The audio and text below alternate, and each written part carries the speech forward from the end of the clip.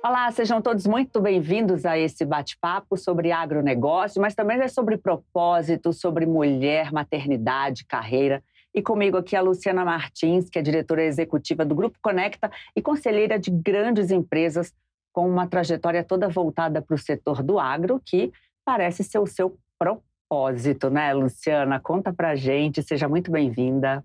Obrigada, Lilian. Para mim é um prazer poder falar contigo, né? A gente já teve tantos momentos aí de troca de experiência dentro desse universo do agronegócio. Hoje está aqui compartilhando um pouquinho da história.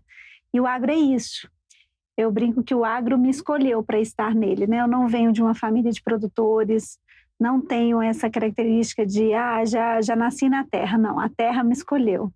Então, o agro, ele é isso, ele é essa diversidade. Você consegue mesmo, eu como formação, me formei em administração, né? Minha primeira formação é pedagogia, nada a ver com agronegócio, mas voltado à educação, a desenvolvimento e treinamento. E aí eu começo minha carreira treinando e desenvolvendo cooperativas, indústrias, produtores, fazendo gestão de fazenda e me apaixonei pelas fazendas. Eu vou aproveitar aqui o título do teu livro, O Chamado de um Propósito. Como é que foi que o agro que te chamou, te acolheu, o que chamou a tua atenção nesse setor que te fez mergulhar nele? O propósito da Luciana até tem um slogan que eu uso muito, né? Um propósito chamado agro. Então, o agronegócio é um dos chamados da minha vida. Você percebe que eu sempre lidei com capacitação, com desenvolvimento dessa agricultura, desses profissionais, desses líderes. E eu tenho muito claro, desde muito cedo, que o meu propósito é deixar melhor tudo aquilo que eu tenho a oportunidade de tocar, Lilian. Sejam pessoas, sejam empresas, sejam negócios. Então, quando eu chego no agronegócio aos 19 anos, eu percebo que lá é uma terra muito fértil, porque eu comecei fazendo gestão de fazendas e tinha tanta coisa que eu poderia contribuir. Vamos analisar seus custos, olhar como que está a sua rentabilidade da fazenda, entender esse processo de sucessão que está acontecendo na sua fazenda.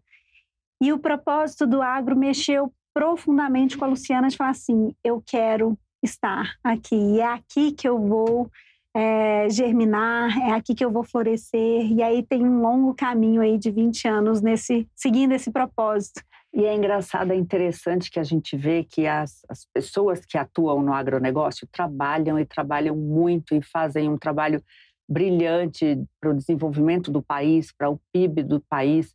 No entanto, eu vejo que acho que falta essa comunicação, como vocês dizem, da porteira para fora. E você que está à frente do Grupo Conecta, que tem aí esse papel de conectar tantas pessoas por meio de eventos, de palestras, eu queria a tua análise. Como é que você observa essa comunicação? O que falta para grande parte do país conhecer esse trabalho? É um trabalho árduo. Eu falo, quando você conhece o que é o dia a dia de um produtor rural, né, que ele acorda de manhã, ele tem uma série de tarefas ali, né, do dia a dia para lidar, para conseguir entregar esse alimento que vai para a mesa. Quando você percebe o quanto esse pessoal trabalha, Lilian, o quanto eles se dedicam, qual que é o propósito deles, e que muitas vezes eles vêm passando esse propósito de geração a geração, que é um legado de família mesmo, você começa a valorizar. No agro, a gente tem uma característica que eu brinco muito com eles, que nós vivemos numa bolha. Nós vamos só em evento de agro, a gente só conversa entre nós, o nosso meio de comunicação é muito nichado, falamos, eu brinco que catequizamos padres, falamos para nós mesmos. E, na verdade, eu acho que é por ser um setor tão íntimo, assim, todo mundo se conhece, no agro todo mundo se conhece. Fulano produz em tal região, conheço, ciclano em tal região. É um setor muito unido, são pessoas com um propósito único que, nós precisamos levar essa agricultura para frente. E aí, quando você me pergunta assim, Lu, o que você percebe nos eventos para conectar? Eu tento muitas vezes tirar eles dessa bolha, que foi isso que a Caras fez, né? Eu ia falar isso agora. Nós também estamos com esse propósito de fazer com que, principalmente as mulheres do agro, sejam conhecidas em todo o Brasil pelo trabalho excelente que elas fazem. E aí, Lu, eu tenho a impressão de que essas mulheres, essas pessoas estão trabalhando tanto, tão preocupadas com a lavoura, que eu acho que às vezes passa batido essa coisa de estar nos lugares para se divertir, para relaxar, né? E muitas vezes, assim, como estão tão acostumadas com aquela lida, elas não percebem com valor tão valioso é aquilo que elas entregam, sabe, para a humanidade. Nós, brasileiros, temos aí um objetivo que é alimentar o mundo. Então, esses agricultores do nosso país, eles são, de fato, grandes heróis, grandes pessoas que entregam o seu suor do dia a dia para um propósito maior. E quando você tira ela dessa zona de conforto e leva lá para a Ilha de Caras, ela passa assim, meu Deus, existe um mundo fora daquele que eu conheço, que é do meu dia a dia, que é da minha rotina. E são pessoas que lidam com montantes, com valores muito significativos. Algumas pessoas falam assim, esse pessoal do agro, né, é um pessoal caipira. Não, é um pessoal que tem condição, tem acesso. Só que muitas vezes são crenças limitantes de imaginar assim, eu não posso fazer isso, né? Isso não me é permitido. Só que lhe é permitido, porque se essa pessoa entrega tanto valor em tudo aquilo que ela faz, por que não ela alçar voos maiores, ela conhecer todo o mundo para saber assim, nossa, tem outras oportunidades aqui, eu vou mostrar o meu trabalho. Esses dias eu levei um produtor para palestrar fora do país. Ele falou, mas Lu, o que eu vou falar lá? Eu disse, meu Deus, tudo que eles querem escutar é o que você tem para falar. Só a sua existência, sua presença no mundo já é. Quando um brasileiro, interessante isso, Lilian, quando um brasileiro vai lá para fora para falar sobre agricultura, para falar sobre produção, como a gente faz isso que a gente entrega, né, para o mundo todo, o pessoal fica em silêncio, assim, você vê uma plateia em silêncio. Então, as pessoas, elas querem escutar o que nós temos para dizer.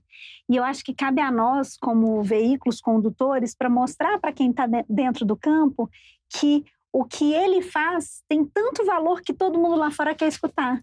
Agora, falando em falar, né? Agora tivemos dia 16 de abril, o Dia Mundial da Voz. Você é uma comunicadora nata, você já deve ter nascido falando, na barriga da tua mãe já deve ter nascido falando tudo, se comunicando, conversando, unindo pessoas. Eu queria saber se sempre foi assim, você foi uma vendedora, começou tua trajetória em grandes empresas como vendedora. Acredito que fazendo os clientes se apaixonarem pelo produto que você estava vendendo, imagino eu que você também devia gostar do que você vendia para passar essa verdade. Eu queria saber quais foram as lições, os ensinamentos dessa tua trajetória, desse início como vendedora de grandes empresas, essa tua capacidade de se comunicar, de articular tão bem. Como é que surgiu e qual o aprendizado que você tirou da adolescente que era vendedora lá atrás para essa mulher incrível que é hoje? Ele é interessante, né? Eu sempre me apaixonei por alguma coisa e tive muita facilidade de passar essa paixão adiante. No mercado, quando a gente fala, Lu, quando que você começou essa oratória? Eu me recordo, aos 6, 7 anos, eu já era a oradora da turma. Eu não podia ver um microfone que eu estava tomando. Eu acredito. Já dialogou com o médico na barriga da mãe, saindo assim na ultrassom, já deve ter. Me empresta esse microfone aqui que eu quero falar, eu preciso falar. Eu vi palestras dela, olha, são maravilhosas e realmente inspiradoras. Lili, então assim, o dom... Cada ser humano recebe um dom. Eu acredito, eu creio profundamente nisso. Cada ser humano recebe um dom, Lilian. E esse dom, ele na verdade, é para você servir, para você colocar para o outro, né? Para que seja a serviço do outro. E esse dom de encantar, de comunicar, de ser persuasivo, ele veio com a Luciana. A única coisa que eu faço desde a adolescência, quando eu comecei estagiando em uma grande rede, foi colocar esse dom a serviço do outro. Então, eu olhava aqueles brinquedos, eu era do departamento de brinquedos. Pensa, aos 16 anos, num departamento de brinquedos, vendendo brinquedos. Amava o que vendia mesmo. Amava o que vendia. Conseguia convencer qualquer um. Então, às vezes, a pessoa ela não tinha condição de conquistar aquilo, mas a paixão que eu falava sobre aquele brinquedo, que ele ia proporcionar para o filho dela, né? Por quê? Porque eu acreditava naquilo. Eu não creio que você consiga convencer o outro daquilo que você não acredita. Então, todo projeto que eu me proponho a fazer, executar, eu acredito naquele projeto com tanta força que quando eu vou falar, tem algumas pessoas, né, que são do meu do meu meio, assim, falam assim, Luciana do céu, quando você fala, dá vontade de fazer o que você está falando, mas não é paixão. A gente está com muita gente morna, Lilian, na vida. E minha avó falava uma coisa que é muito verdade, água morna não ferve nem café, não serve para nada, não serve para nada. Você precisa colocar paixão, né? Precisa colocar entusiasmo. E a venda é isso. Eu sempre acho que você está vendendo algo ou se vendendo para alguém. Eu percebi isso até nos conselhos, Lilian. Quando você vai defender uma ideia perante um conselho, eu há 10 anos tenho alguns conselhos, lidero alguns conselhos de grandes indústrias, né, de grandes multinacionais e de grandes cooperativas. E quando eu vou impor, né, ou vou colocar a minha posição em assuntos diversos, sobre mercado, sobre economia, o pessoal fala assim, não, a Luciana já vai convencer a gente de que a visão dela está correta, porque eu falo com tanta verdade. E é isso. Você colocar a sua verdade a serviço do outro. Você colocar o seu dom a serviço do outro. E agora você está utilizando esse dom para oferecer mentorias a líderes, a empresários, a CEOs de empresas. Como é que surgiu esse trabalho? A liderança, né, altos cargos executivos. É solitária, né? Muito, muito, muito. Eu sinto assim... Eu às vezes me coloco no lugar deles e eu falo, meu Deus, o quão sozinho esse líder está no processo de tomada de decisão. Por melhores conselheiros que tenha à mesa, quem toma a decisão e arca com o ônus e o bônus é quem está lá na liderança. A responsabilidade é 100% dele, é do CEO que vai liderar aquela organização. Por mais que ele tenha todo um aparato, eu vejo, né, que o nosso aparato ele dá suporte, ele dá subsídio, mas a decisão é dele. E quanto mais eu lido com grandes fortunas, e quanto maiores as fortunas são, mais medo de tomar a decisão esse grande líder tem. Por quê? Porque o impacto de uma decisão equivocada vai interferir na família como um todo. Então, ele às vezes tem medo de tomar a decisão, se sente sozinho para dizer, eu preciso tomar essa decisão, não posso ficar no meio do caminho. Só que aí vendo nos conselhos esse líder solitário e conversando bastante, né, com o Fábio Ruiz, com o Augusto Cury, falando sobre saúde mental mesmo, como esses líderes estão adoentados.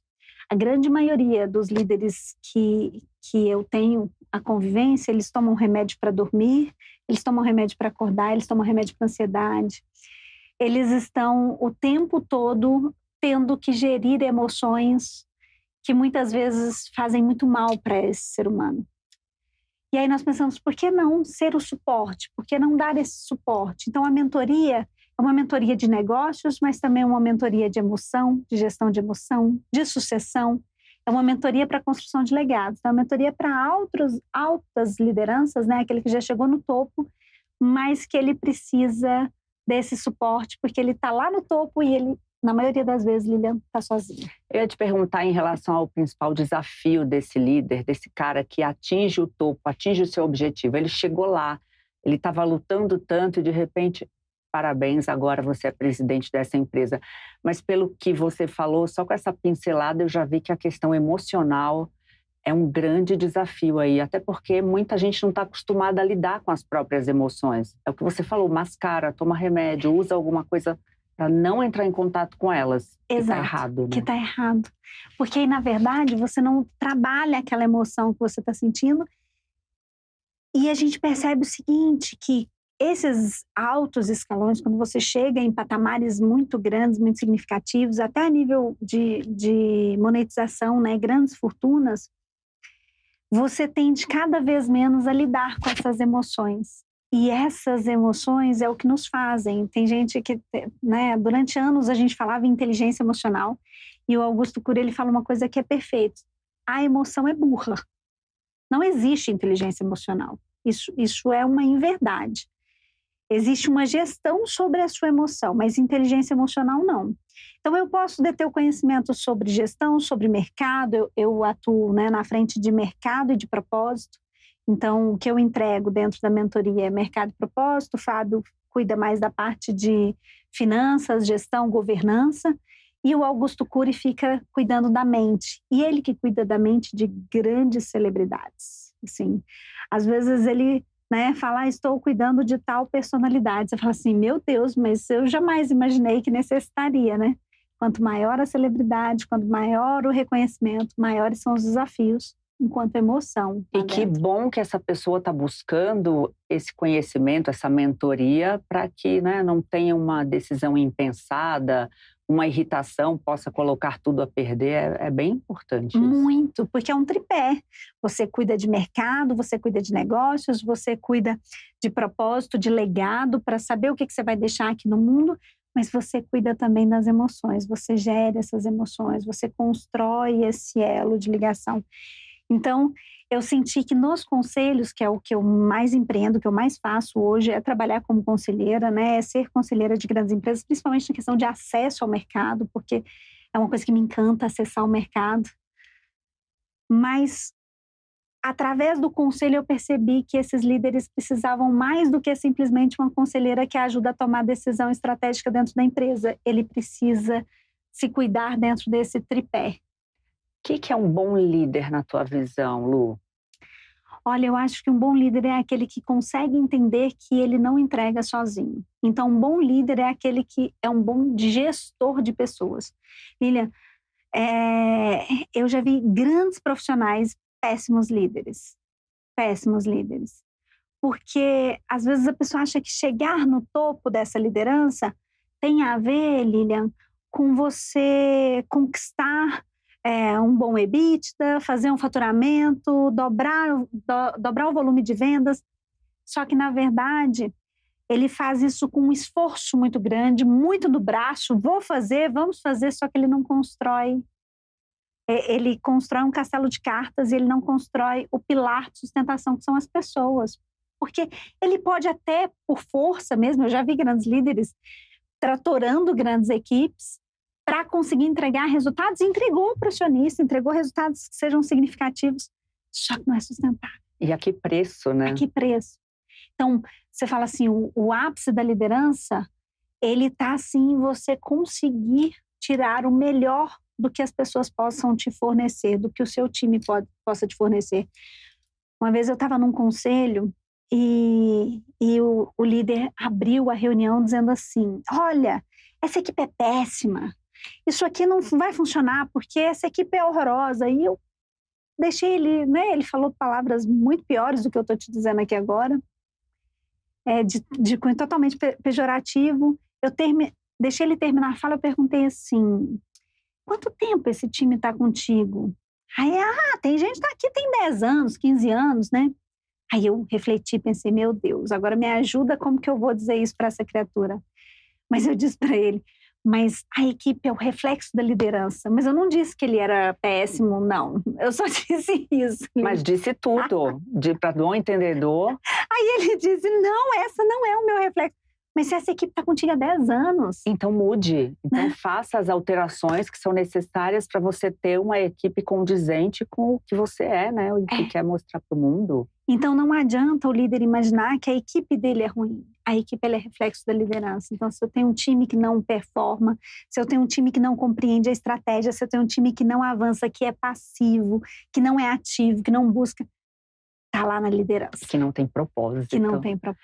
Agora, quando a gente fala de liderança e coloca nessa receita o ingrediente mulher, fica um pouquinho mais complicado ser mulher, exercer um cargo de liderança, ser mãe, equilibrar todos esses pratinhos. Como é que foi para você, Luciana, decidir ser mãe? A maternidade, ela veio, né, depois de um longo tempo de casamento. Então, eu já tinha 10 anos de casada, construindo a carreira. Eu comecei minha carreira muito jovem. Então, construindo a minha carreira foi dos 19 da carreira do agro, estou dizendo, né, até os 29, que foi quando eu fui mãe, aos 29 anos. Então, eu vivi a minha carreira muito intensamente. E fazendo consultoria, entregando trabalhos, né? Eu conheço do Iapoque ao Chuí, do Brasil, e de todas as cidadezinhas, por conta muito do trabalho de acesso ao mercado, de planejamento estratégico, né? Então, eu entregava trabalhos. E eu viajava 24 dias por mês, Lilian. para fazer esse trabalho. Como que você, Lilian, viajando 24 dias por mês, tem uma criança? Não encaixa na sua rotina. Não é possível se fazer isso. Então, eu entendi que ou eu priorizava a maternidade naquele momento, e eu ia ter que, de alguma maneira, sacrificar aquela Luciana que entregava 24 dias. Era tão insano que eram 7, 8 pontes aéreas por semana. Era insano, assim. Eu conhecia todas as aeromoças, eu conhecia todos os pilotos. Ela veio a Luciana de novo, olha que legal. Ai, volta. E aí, eu parei, na época, para o meu sócio e disse, né, na empresa de consultoria, disse, eu preciso maternar. E aí, eu percebi que eu podia ter outras atuações que não fosse essa linha de frente. Essa linha de frente foi muito importante para formar a Luciana Conselheira de hoje. Só que te dizer o seguinte, que dá para se fazer, dá para rodar todos os pratos sem abrir mão de algum, é utopia. Lilian, não dá. Então, por muitas vezes, a executiva ela precisa saber o seguinte, eu posso mudar a minha forma de atuação, então eu fui atender muito mais home office, eu fui fazer muito mais a parte estratégica, aí coloquei uma equipe de consultores para atender, eram 90 consultores atendendo as demandas e eu só ficava na parte de liderança, de gestão de contratos, porque entregar não era possível. Então, hoje, eu vejo muitas mães nesse momento que eu vivi há 10 anos atrás, e agora? O mundo não vai acabar. Pode ser que hoje, olhando para a Luciana pós-maternidade, eu tenho muito mais orgulho dessa Luciana, que ela se tornou pós-mãe, porque a Luciana, que é conselheira, eu comecei a assumir conselhos depois da maternidade. Porque eu tive tempo para olhar para o macro, parei de ficar no dia a dia, entregando, para olhar para o macro. Então, eu saí um pouco do palco das palestras para pensar no estratégico. E aí eu percebi que a maternidade me trouxe uma maturidade que jamais aquela menina dos 19 aos 29 teria. Então, não dá para girar todos os pratos, mas você pode perceber que quando você escolhe os pratos certos para girar, o sucesso, ele vem junto com você. Muita gente fala assim, nossa, Luciana, sua carreira é meteórica. Falei, 20 anos? Nossa. Meteórica aonde? Meteórica aonde? 7 pontes aéreas por semana e meteórica. Foi em casa, de repente, bum, né? Apareceu. Meteórica aonde? Não. Mas eu percebo, sim, que muitas mulheres, eu vi aí grandes executivas assumindo o cargo de diretoria, de CEO de grandes indústrias, principalmente no agro, e ao engravidar, ser tirada do cargo. Mas aí você fala assim, nossa, mas é injusto. É impossível você ser CEO de uma empresa gestando uma criança. Não dá. Porque os primeiros 2 anos de uma criança depende da mãe. Tanto depende que a gente amamenta. Eu amamentei meu primeiro filho 2 anos. Eu falo, Luciana do céu, quem que amamenta uma criança 2 anos? Eu amamentei. A minha menina eu amamentei até 1 ano e 4 meses, ela está com 4 anos agora. Então, Lilian, se falar assim, Luciana, é possível ser CEO de uma empresa e estar grávida de gêmeos? Não é possível. Alguma coisa vai ser sacrificada. Só que aí vem a Luciana dando o recado para essas mulheres que estão me assistindo. Nossa, Luciana, mas eu achei que dava para conciliar. Tudo você conciliou. Dá. Só que o seu papel nesse ecossistema todo precisa estar muito bem claro, muito bem posicionado.